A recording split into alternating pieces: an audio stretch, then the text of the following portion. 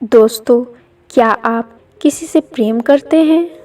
यदि हाँ, तो चलिए आपको भी एक ऐसी कहानी के सफ़र पर ले चलते हैं जहाँ एक स्त्री एक बौद्ध भिक्षु जिसका नाम आनंद है उससे प्रेम करती है और अपने प्रेम को पाने के लिए वह किस हद तक गुजरती है, हम इस कहानी के माध्यम से जानेंगे। तो चलिए कहानी शुरू करते हैं। एक बार आनंद भिक्षाटन के लिए एक नगर में पहुंचते हैं। बहुत देर चलने के बाद उन्हें तेज प्यास लग जाती है, जिसके कारण वो एक कुएं के पास जाते हैं जहां कुछ स्त्रियां पानी भर रही होती है। वो उन स्त्रियों से कहते हैं कि कृपया आप हमें पानी पिला दें, क्योंकि हमें बहुत तेज प्यास लगी हुई है।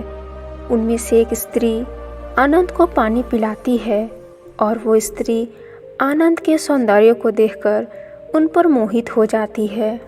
मन ही मन सोचती है कि यदि मुझे विवाह करना है तो इसी व्यक्ति से करना है, क्योंकि इतना सुंदर व्यक्ति मैंने आज तक नहीं देखा था। आनंद एक राजकुमार थे, जिसकी वजह से उनकी सुंदरता स्वाभाविक ही थी। वो स्त्री अपने मन में एक योजना बनाती है कि किस तरह से इस व्यक्ति से विवाह कर सकूं। आनंद पानी पीने के पश्चात वहां से जा ही रहे होते हैं तो वह स्त्री आनंद को अपने घर भोजन के लिए आमंत्रित करती है। आनंद उस स्त्री का आमंत्रण स्वीकार कर लेते हैं और उसके घर भोजन के लिए चले जाते हैं। घर पहुंचकर वह स्त्री भोजन पकाती है और आनंद को भोजन परोसती है। आनंद भोजन करना शुरू करते हैं और जब आनंद भोजन कर रहे होते हैं तो वह स्त्री आनंद को एक टक देख रही होती है।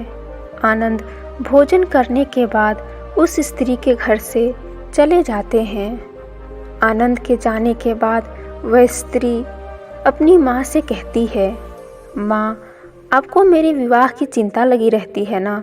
उस स्त्री की माँ कहती है, हाँ पुत्री। वह स्त्री कहती है, तो ठीक है, मैं विवाह के लिए तैयार हूँ और मैंने अपना वर चुन लिया है। उस स्त्री की माँ पूछती है, कौन है वो? वह स्त्री कहती है, वो एक भिक्षु है। वो वही भिक्षु है जो हमारे घर भोजन करने के लिए आए थे। उस स्त्री की माँ कहती है, पागल हो गई है तू? वह एक भिक्षु है और उसने संसार को त्याग दिया है। वह स्त्री कहती है, तो क्या हुआ, मैं उन्हें पुनः संसारिक बना दूंगी। उस स्त्री की माँ कहती है, यह नहीं हो सकता। वह स्त्री कहती है, यदि तुम चाहो तो हो सकता है माँ, तुम जादू टोना जानती हो ना, तो ऐसा कोई मंत्र फेर दो कि वह भिक्षु मेरा हो जाए। और तुम ऐसा नहीं कर सकती तो मेरा मरा हुआ मुंह देखने के लिए तैयार हो जाओ। उस स्त्री की माँ कहती है, ठीक है, यदि तेरी यही जिद है तो तू ऐसा कर कि उसे एक बार भोजन के लिए फिर बुला। मैं वशीकरण के दाने बना दूंगी, तू उसके भोजन में मिलाकर उसे खिला देना, फिर वह भिक्षु हमेशा के लिए तेरा हो जाएगा। अगले दिन फिर वह स्त्री आनंद को भोजन के लिए आमंत्रित करती है। आनंद उस स्त्री की बात मान लेता है और उसके घर जाकर भोजन ग्रहण करने लगता है। उस स्त्री ने पहले से ही भोजन में वशीकरण के दाने मिला रखे होते हैं, जिसके कारण आनंद बेसुध हो जाता है। आनंद के बेसुध होते ही वह स्त्री आनंद के साथ गंधर्व विवाह की तैयारी में लग जाती है। वहाँ बुद्ध के पास भिक्षाटन कर सभी भिक्षु लौट रहे होते हैं, परंतु आनंद नहीं लौटता। आनंद के वापस न आने के कारण बुद्ध अन्य भिक्षुओं से उसके बारे में पूछते हैं। सभी भिक्षुओं में से एक भिक्षु कहता है, बुद्ध, आज आनंद एक स्त्री के घर भोजन करने के लिए गया था। बुद्ध कहते हैं, परंतु बहुत समय हो गया है, अब तक उसे लौट आना चाहिए था। तुम जाओ और उसे देखकर आओ। वह भिक्षु उस स्त्री का घर जानता था जहां आनंद भोजन के लिए गया था। वह भिक्षु सीधा उस स्त्री के घर पहुंचता है और देखता है कि वह स्त्री आनंद के साथ गंधर्व विवाह की तैयारी कर रही है। इतने में ही आनंद को भी होश आ जाता है और उस स्त्री और उसकी माँ की कोशिश नाकाम हो जाती है। वह भिक्षु आनंद और उन दोनों माँ बेटी को बुद्ध के पास ले जाता है और बुद्ध को पूरी घटना समझाता है। बुद्ध उस स्त्री से यह सब करने का कारण पूछते हैं। वह स्त्री बुद्ध से कहती है, मैं आनंद से प्रेम करती हूँ। बुद्ध उस स्त्री से पूछते हैं, आनंद में ऐसी क्या विशेषता है जिसने तुम्हें इतना मोहित कर दिया है? वह स्त्री कहती है, मुझे आनंद का सब कुछ अच्छा लगता है।